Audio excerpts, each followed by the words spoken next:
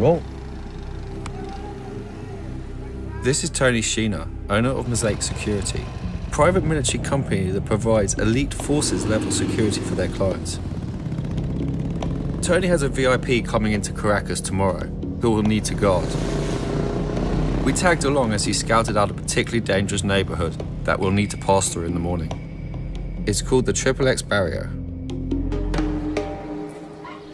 The main issue with this client is we need to pick him up at point A, the airport, and deliver him to his meeting at the military installation. But there's no circumventing this. These guys should be flanking on each side. Okay, he's already seen a potential shooter. Considering the police claim 25 people are shot in this barrio a day, the armed person they spotted was not taken lightly. Come. This is the wrong place to be. Fall out, guys. Okay, let's go.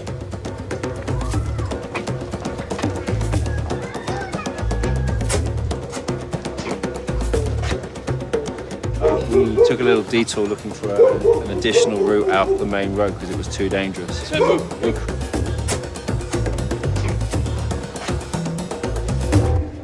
Although we were able to get out without incident, it was clear that tomorrow's security was going to need to be very serious. We're at an airport about to extract a client. So the idea is that we've got to get him from here to go to meet a government contractor. There's been a number of attempts on his life, so tensions are running a little bit high. Everybody recover.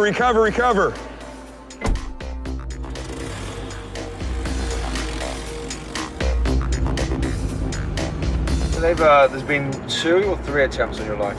Two. You just need to be careful and act accordingly.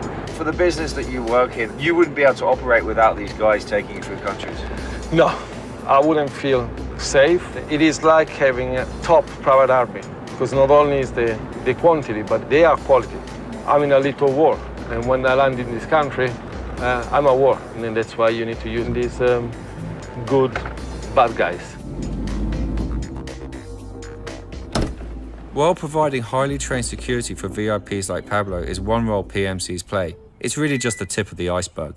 In fact, the international private military industry has been exploding over the last 20 years.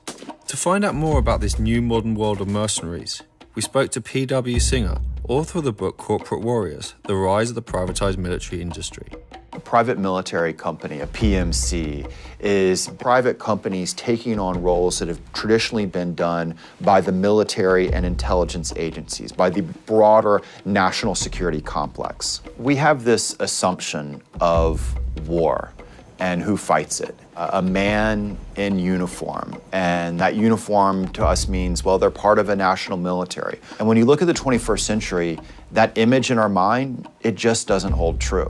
These companies have taken on all the different roles of war, everything from the back-end logistics to training and consulting to the tactical battlefield roles. Pretty much it's the new American way of war. Whether you're talking about Iraq or now Afghanistan, roughly half of the force there is private military. In fact, business is so good that the global market for private security services is projected to reach $218 billion in 2014. And as more and more aspects of modern war and security are outsourced to PMCs, these companies are poised to grow even larger. Outsourcing is always about cost savings. It's the number of people that you don't have to call up from your National Guard and Reserves to take on these roles. Deaths, injuries, capture of private military contractors doesn't resonate into the political world the same way it does for someone in the military.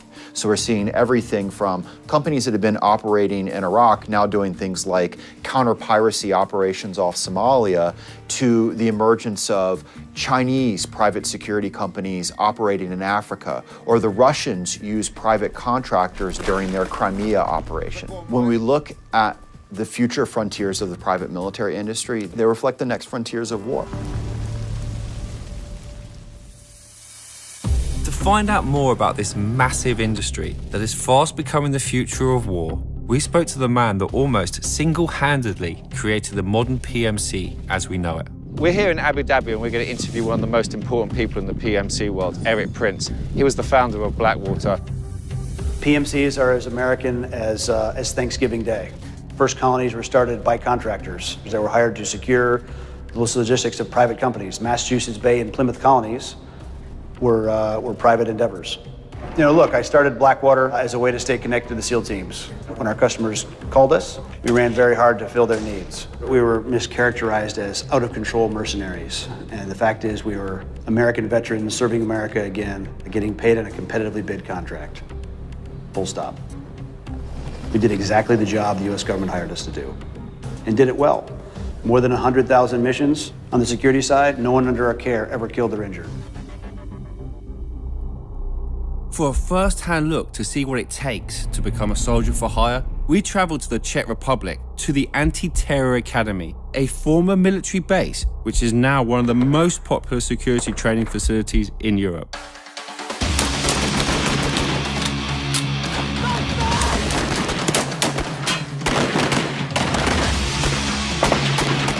This is where future PMC soldiers are going to be freshening up their skills before they go out and work.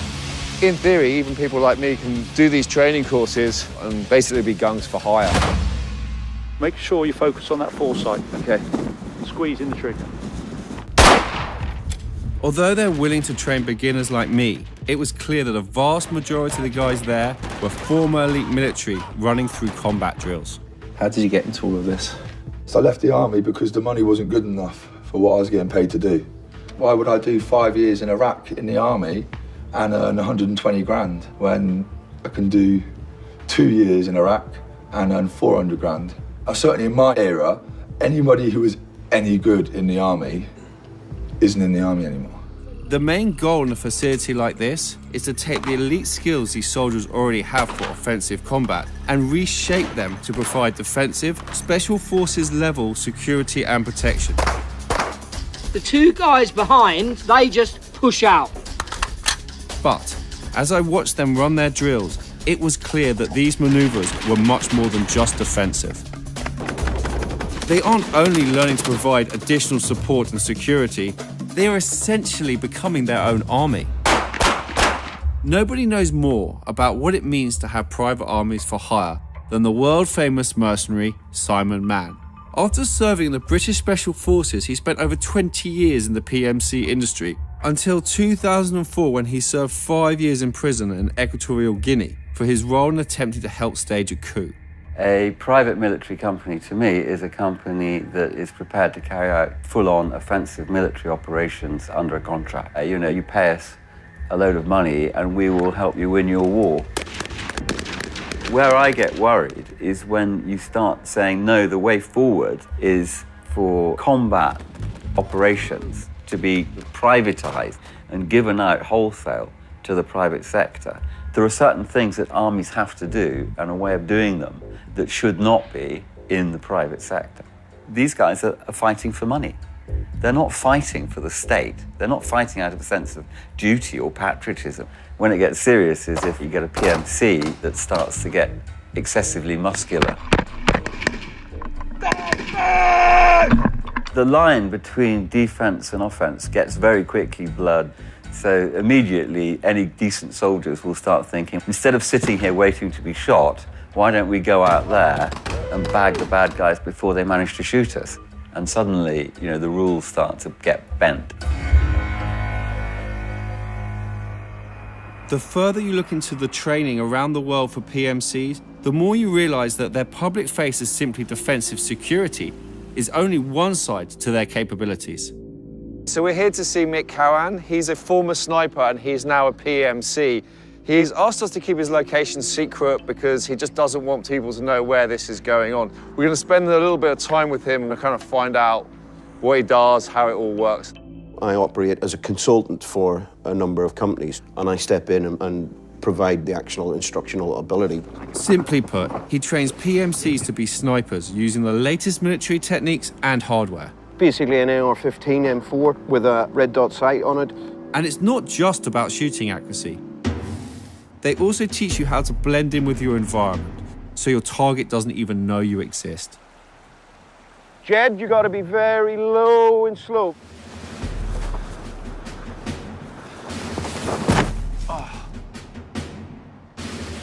I'll check if I can spot him, and I will radio the walker. Okay, is that him in position again? Okay, roger. Is there any kind of contracts that come along that you just morally don't agree with and you don't take? Yeah, certainly there would be jobs that I could see coming along that I would go, thanks, but no thanks. But morality is down to the individual and down to the companies themselves. You'll always get people who are morally repugnant. You'll always get cowboys. But it's not only the moral question of who these cowboys might work for that makes many uneasy. For veteran journalist Robert Pelton, who witnessed the rise of the PMC in both Iraq and Afghanistan firsthand, it's a concern about their willingness to blur the lines if it serves their purpose. It is a myth to assume that contractors are aligned with governments and they synchronize. They actually have opposing goals. And there are many cases in which contractors were actually arrested by the military in Iraq for doing exactly that, shooting at people, you know, causing a mess. Shot in front of him. He may have ricocheted and hit his car, but... It's security, but it doesn't seem like security because it's to keep them secure. If I come up and punch you in the face and I say that's for your protection, that's kind of the joke. You see fences going up, you see guard posts, you see people stopping you, and you say, that's not a police badge. And it's up to the public to decide whether they think the use of force by a non-state actor is appropriate. In fact, the actions of some PMCs has caused such an alarm that US Congresswoman Jan Schakowsky has introduced legislation to limit them from use in war zones altogether. There has been concern about using people who don't wear the badge of the United States of America, who are not part of a chain of command, who aren't held accountable in the same ways. I think what scares me the most about these private military contractors is that by and large they operate in the shadows. The transparency isn't there, the accountability isn't there. It appears that these contractors literally may be able to get away with murder. When you consider that these companies might operate above the law, even while employed by the US government, the bigger question for New York Times Washington correspondent David Sanger is what happens when PMCs work completely outside the jurisdiction of America itself. One big concern for private military contractors is a question of allegiance. When they become political instruments to help prop up a government, that's when you begin to ask the question, does this corporation have a foreign policy of its own? And is that corporation's foreign policy in sync or in opposition to American foreign policy? Are they truly American or are they truly international? Who exactly are they working for?